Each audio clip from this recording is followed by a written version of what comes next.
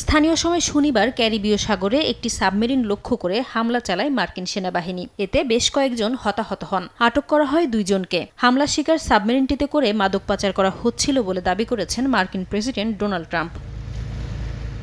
মাদকবাহী সাবমেরিনটি যুক্তরাষ্ট্রের দিকে যাচ্ছিল দাবি করে ট্রুথ সোশ্যালে এক পোস্টে ট্রাম্প জানান, তাতে বিপুল পরিমাণ ফেন্টালিন সহ বিভিন্ন মাদক পরিবহন করা হচ্ছিল। অভিযান পরিচালিত না হলে এই মাদক ব্যবহার করে 25,000 মানুষ মারা যেত বলেও দাবি করেন তিনি। জানান, আটককৃতদের নিজ দেশ ইকুয়েডর ও কলম্বিয়ায় ফেরত পাঠানো হয়েছে। এদিকে আটক ও বিচারের প্রক্রিয়ার জন্য ফেরত পাঠানোর বিষয়টি নিশ্চিত করেছে কলম্বিয়া ও ইকুয়েডরের সরকার। তবে মাদক বিরোধী অভিযানের নামে নিরপরাধ জেলেদের হত্যা করা হচ্ছে বলে যুক্তরাষ্ট্রের বিরুদ্ধে অভিযোগ তুলেছেন কলম্বিয়ার প্রেসিডেন্ট গুস্তাভো পেট্রো।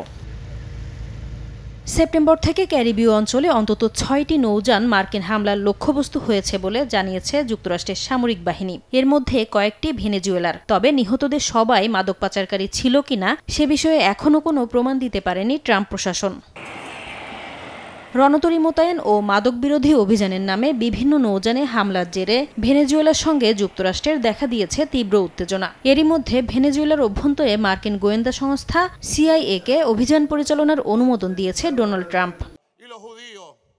এমন বাস্তবতায় ভেনেজুয়েলার পশ্চিমাঞ্চলীয় 4টি রাজ্যে নিরাপত্তা জোরদারের নির্দেশ দিয়েছে মাদুরো প্রশাসন। দেশের নিরাপত্তা ও সার্বভৌমত্ব রক্ষা করতেই এই পদক্ষেপ বলে জানিয়েছেন প্রেসিডেন্ট নিকোলাস মাদুরো। চলমান উত্তেজনা নিরসনে ভেনেজুয়েলার কাছ থেকে সমঝোতার প্রস্তাব পাওয়ার দাবি করেছেন ডোনাল্ড ট্রাম্প, যদিও এ বিষয়ে আনুষ্ঠানিকভাবে কোনো প্রতিক্রিয়া জানায়নি কারাকাস।